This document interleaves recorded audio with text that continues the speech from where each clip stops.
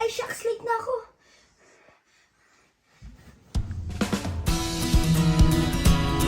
Morning, anak.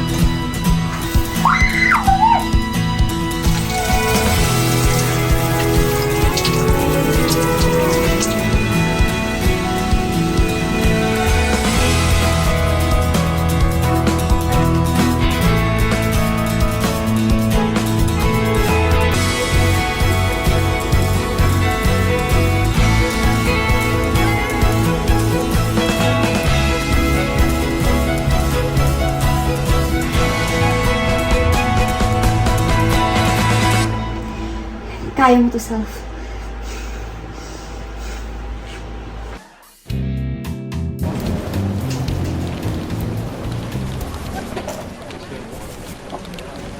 Morning po, ma'am. Yes? Papapirma po sana. Ano to? Sa form po ng project proposal po natin. Nabasa mo na ba ito lahat? Yes. Wala namang issue. Wala naman po, ma'am. Okay.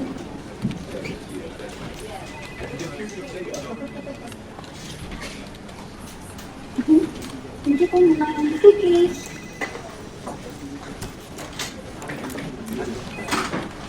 Wait. Alam mo na ba yung chismis? Aga-aga chismis na naman. Ano yun ba yan? Si Angela, yung dati din nagtatrabaho dito, yung araw na daw nawawala. Nakita nila, patay na raw. Uy, grabe ka naman sa batay. Baka nagbakasyon lang. Seryoso nga, kaya ikaw, mag-iingat ka, ganda mo pa naman. Nang bola ka ba? Sige na, balik ka na doon. Makita pa tayo ni Sige, boss. tayo.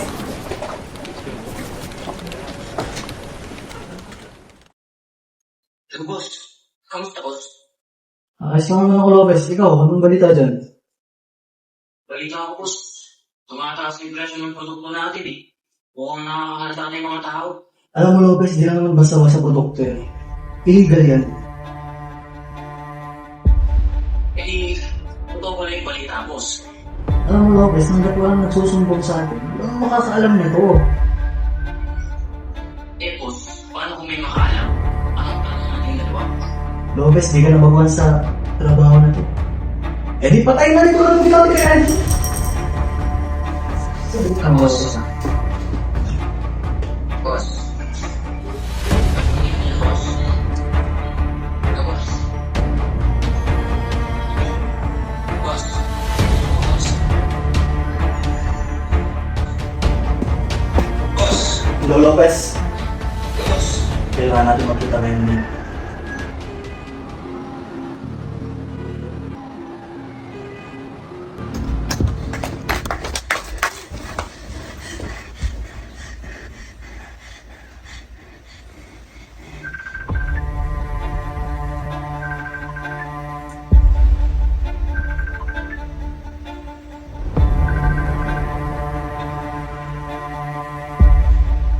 Hello?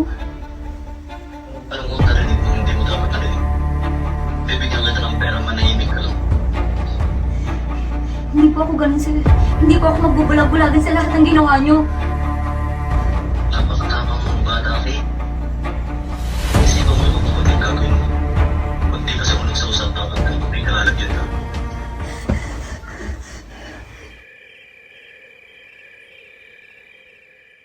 Kate! Kate! Gising ka na! Kate! Ano? Napag-isip mo ba? Opo! Kate! Tama na!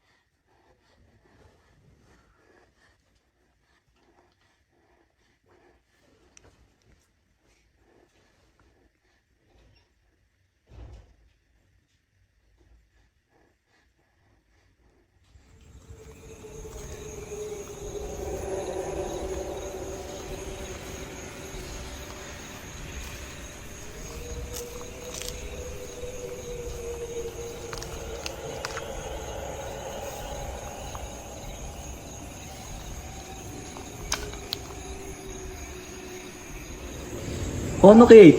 Napag-isip-isip mo na ba ngayong desisyon? Oo. Tatanggapin ko na lang yung pera. Wise decision, Kate. Napakagaling mo. Sobrang talino mo dun. Pero paano ako makakasiguro hindi niyo ako papatayin? Hindi ka nakakasigurado mo. Bitawan mo ako!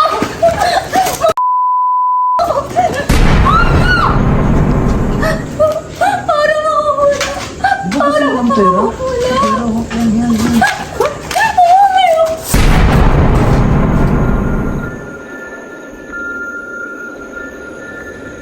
Boss, ano gagawin namin dito? Ilipit niya na yan. Kayo na bahala dyan. Sige boss, masusunod.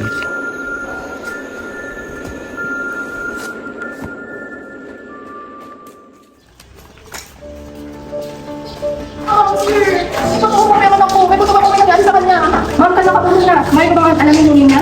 8 Rivera po. Ilang araw na siya nawala? May dalawang araw na po. Ngayon lang din nakita. Ang ipinaalam niya lang po sa akin, nakikipagkita po na sa pulis. Pero naman hindi ko tukla na nakakauwi. Huwag na po magaling lang, hanapin na po siya. Ilan talaga?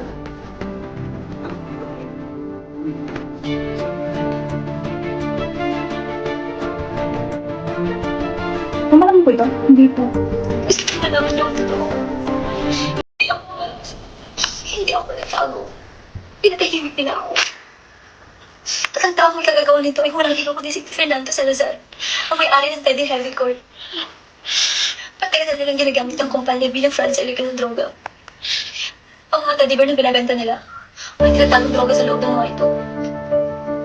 Narinig ko silang nag-uusap. Sinabi nilang walang dapat makaalam. Sinabi nilang papatayin nila ang sino makialam. At ngayon ako na ang susunod.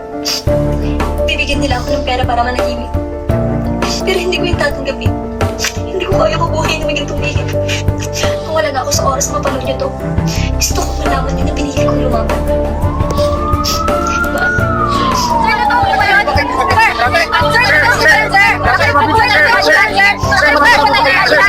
Sir, matagal po ba kayo talaga? Sir!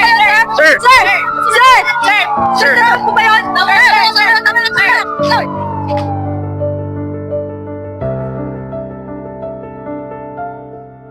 Boss, ayos ba boss?